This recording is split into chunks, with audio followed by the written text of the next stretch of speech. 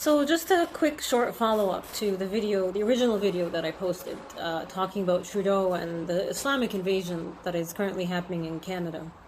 Whether you believe it or not, it's happening. So it doesn't really matter if you subscribe to what I'm saying. It's happening.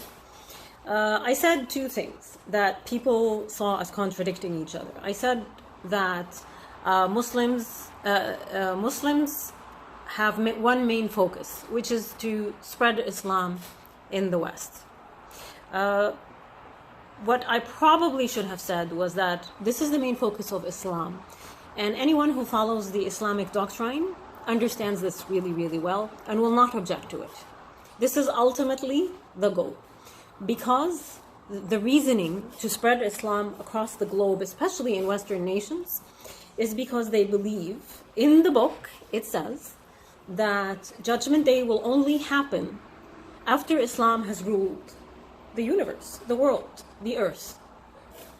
Okay? It's going to be everywhere. It's going to be the main religion. So Muslims feel a duty to progress this. I'm not going to say that there's none that have sinister intentions in this. Probably tons do. I don't know the brain of every Muslim. I can only tell you what I know from my life under Islam. So yeah, the other thing is people who tell you that I lived in Saudi and Saudi only is a radical form of Islam that is a minority. That's all bullshit. Saudi follows Sunni Islam. The majority of Muslims in the world are Sunni Muslims. Okay, so the other thing I said was that I personally have Muslim friends here in Canada, in the province that I'm in, who do not force their ideology on me. And I wasn't lying. That's actually true. There is plenty of those. These are what people refer to as the moderate Muslims. And I have frequently said that the only difference between a moderate Muslim and a radical Muslim is that a moderate Muslim will not act on their beliefs.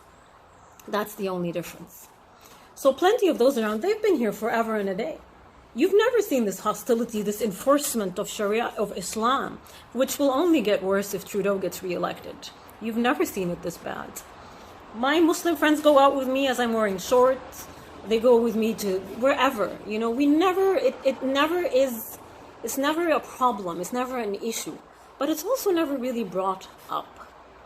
Having said all of what I just said, the reasoning that I keep defending, however, the small group of minority of Muslims that are quiet and really don't subscribe to this religion but keep it, is because I, at one point, was labeled Muslim. And I could not remove this label. I was unable to remove it. I was scared. Not only was I scared, I was confused. Because I did not know of any other ideology but Islam to identify with. So give these people a break. And I'm not saying believe them 100%, but just watch. Give them the chance. Give them the opportunity. I believe in goodness in all of us. The ideology itself is toxic, but we don't all follow it. Okay? How to filter those that follow it from those that don't? All I say is don't give them government positions, guys. Don't put them in government. That's the plan. They infiltrate, they go in, and then they destroy you from within. Don't do this. And enough with the racism and the discrimination. Don't put people who prioritize their ideology publicly in government positions.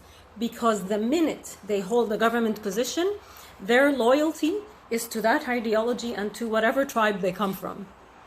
As you're seeing now, so many Muslims in the current federal government, you can't talk to these people. They're hostile against us. They immediately call out for our punishments, even ex-Muslims. Sandra Solomon, when she tore pages of the Quran, Akra Khalid called for her punishment publicly.